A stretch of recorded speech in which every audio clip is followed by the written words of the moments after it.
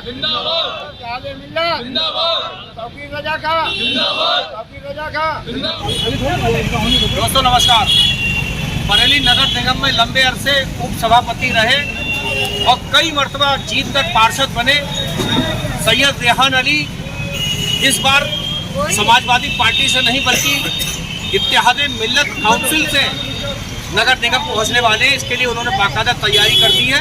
आज उन्होंने समाजवादी पार्टी को अलविदा कहते हुए इत्तेहादे मिल्लत काउंसिल ज्वाइन की है। जी हाँ, ये वही इत्तेहादे मिल्लत काउंसिल है जो हजरत मौलाना तौकीर रजा खां की क़यादत में, उनकी सरपरस्ती में, उनके निर्देशन में चलती है। बड़े बड़े जलसे मौलाना तौकीर रजा की क़यादत में बरेली में हुए थे। आज उस पार्टी के राष्ट्रीय महामंत्री डॉक्टर नफीस साहब मौजूद है रेहान अली साहब। आइए इन सबसे, मीडिया प्रभारी मुनीर साहब भी मौजूद है। आइए करते हैं इन सबसे बात और जानिए क्यों ज्वाइन किया है इन्होंने। रेहान साहब ने समाजवादी पार्टी को विदा करके इत्तेहादे मिल्लत बताएंगे विस्तार से। डॉक्टर नफीस साहब जुड़े रहिए हमारे साथ, देखते रहिए हमारी खास रिपोर्ट। टीएमसी के राष्ट्रीय महासचिव प्रवक्ता डॉक्टर नफीस साहब मौजूद हैं। नफीस साहब, आज क्या प्रोग्राम रखा है आपने?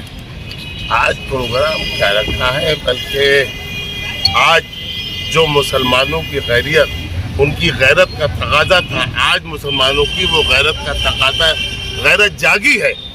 आज उन्होंने ये महसूस किया कि समाजवादी पार्टी जो अपने आप को मुस्लिम हितैषी कहती है, मैं पूछना चाहता हूँ उन मुसलमानों से जो समाजवादी पार्टी का पट्टा अपने गलों में डाले हुए हैं, उनकी गुलामी का पट्टा अपने गलों में डाले हैं, उनसे मैं पूछना चाहता हूँ आजम खां का क्या हुआ, अब्दुल्ला आजम का क्या हुआ, इरफान सोलंकी का क्या हुआ।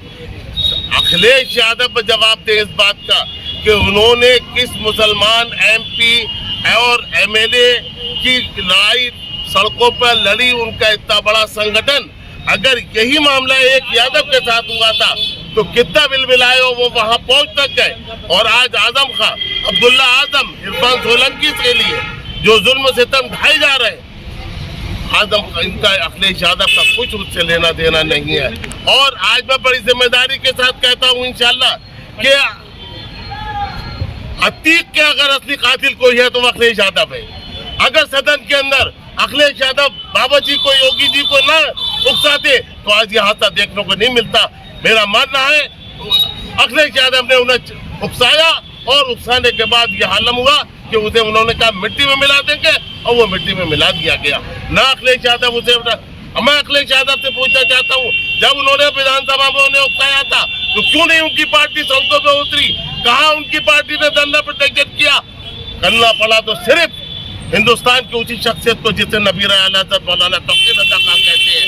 आज वो अपनी कौम, अपनी मिल्लत के लिए और हिंदुस्तान के लोकतंत्र के लिए, हिंदुस्तान के जो लोकतंत्र के गला घोटा जा रहा था, हिंदुस्तान के संविधान के तहफ़्फ़ुज़ के लिए, हिंदुस्तान के तहफ़्फ़ुज़ का जो गला घोटा जा रहा था, मजबूर होगा मौलाना तौकीर रजा खां को सड़कों पर उतरना पड़ा।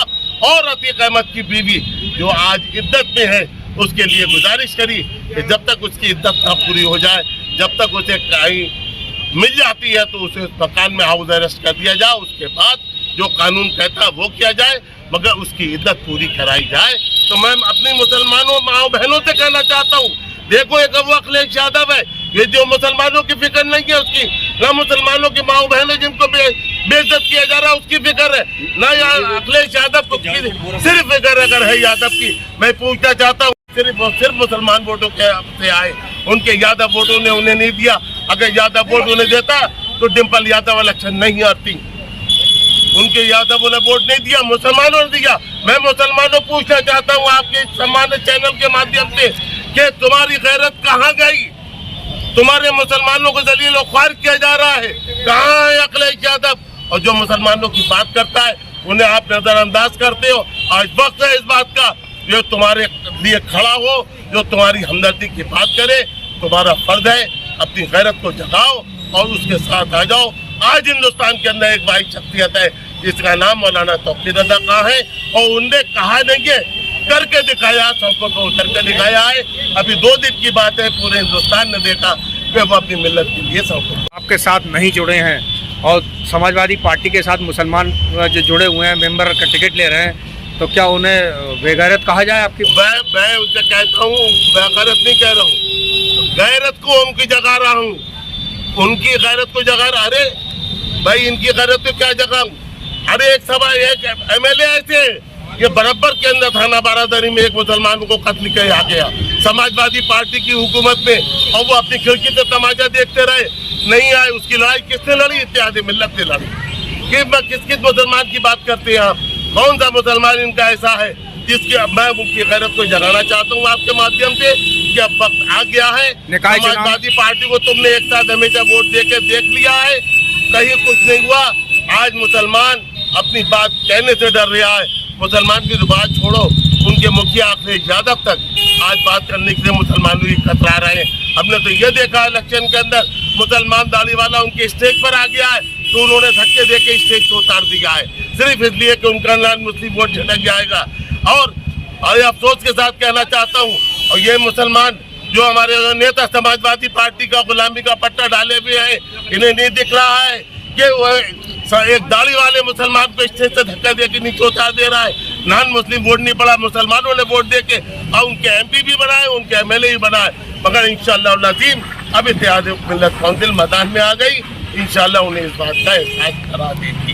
कहना चाहेंगे आज हमारे साथ जो है वो पूर्व सभापति सैयद रेहान अली साहब पार्टी में शामिल हो रहे हैं, आईएनसी के अंदर शामिल हो रहे हैं, और उनका अपना कहना भी ये है और हमारा मानना भी ये है कि मौजूदा दौर में समाजवादी पार्टी ये मुसलमानों के खिलाफ काम कर रही है। कहीं पर भी किसी भी मुस्लिम मसाइल पर वो सामने नहीं आती है। यहाँ तक कि अखिलेश यादव जी कुछ मुद्दों पर ट्वीट से काम चला लेते हैं। जब जब देखा गया है कि मुसलमानों पर कोई परेशानी आई है या कुछ मुस्लिम मसाइल की बात आई है तो उन्होंने एक ट्वीट सिर्फ और सिर्फ एक ट्वीट से काम चलाया है। और जब जब यादवों की बात आई है तो वो सड़कों पर निकल कर आए हैं, उनके लिए धरना प्रदर्शन किया है। जबकि सच्चाई यह है कि पिछले विधानसभा चुनाव में आपने भी देखा था कि मुसलमानों ने पूरी तरह से जितनी ताकत के साथ वोट दे सकते थे उनको समाजवादी पार्टी को वोट दिया था। और दूसरी सच्चाई ये थी कि यादव वोट उनके साथ बिल्कुल कट चुका था, और आज उसी का नतीजा ये है उत्तर प्रदेश के निकाय चुनाव केंद्रित कई निकाय चुनाव कितने कैंडिडेट खड़े कर रही है आपकी पार्टी बरेली में? देखिए आज इस समय फिलहाल जो है सैयद रेहान साहब और उनके साथी जो हैं आईएनसी में शामिल हुए हैं, हम उनका इस्तेमाल करते हैं। बाकी हम कितने उसमें चुनाव लड़ेंगे इस सबका फैसला आईएनसी प्रमुख मेरे दर्शक आपको देख रहे हैं, जानना चाहेंगे आपने समाजवादी पार्टी को कब अलविदा कहा, कब ज्वाइन किया था? मैं अभी इस वक्त भी समाजवादी पार्टी का सदस्य हूँ। आज आपके प्रेस के माध्यम से मैं आज समाजवादी पार्टी छोड़ रहा हूँ। मेरा टिकट आपने अमृत विचार आज अगर पढ़ा हो तो उसमें आज भी मेरा टिकट होल्ड है। और समाजवादी पार्टी की करनी और कथनी में बहुत फ़र्क है। वह हंस से तो मोहब्बत है और हमसे मोहब्बत नहीं है। यहाँ सिर्फ समाजवादी पार्टी को मुस्लिम वोट चाहिए। कोई यादव का मामला होगा तो बढ़ चढ़ के उठाया जाता है, और किसी मुस्लिम का मामला होगा, आजम खां को ले लीजिए, उनके बेटे अब्दुल्ला आजम को ले लीजिए, किसी भी तरह से मुसलमानों के किसी हितैषी नहीं है। और जबकि वोट 90% 95% मुस्लिम इन्हें करता है। और इनके कामों को देखते हुए मैं इनको आज अलविदा कहता हूँ। आप कितने बरस खिदमत करते रहे समाजवादी पार्टी में? मैं पिछले 15 साल से समाजवादी पार्टी में हूँ। सेक्टर प्रभारी से लेके बड़े बड़े पद रहे। मैं वाइस चेयरमैन रहा, मेरे फादर भी वाइस चेयरमैन रहे। मगर समाजवादी पार्टी जो कि एक अपनी घर की पार्टी होकर रह गई है, इसमें किसी अपने मुसलमान का तो बिल्कुल कोई तकलीफ नहीं। नया ठिकाना क्या होगा आपका? नया ठिकाना मेरा आईएनसी है, और इंशाअल्लाह मैं इस चुनाव में आईएनसी के माध्यम से लड़ूंगा और पूरे पुराने शहर की सीटों पे आईएनसी का परचम लहराएगा और साफा का सूपा साफ करने का काम करूँगा। आईएनसी में ऐसी क्या खूसूसियत है जो पहले आपको नज़र नहीं आती थी, अब आने लगी?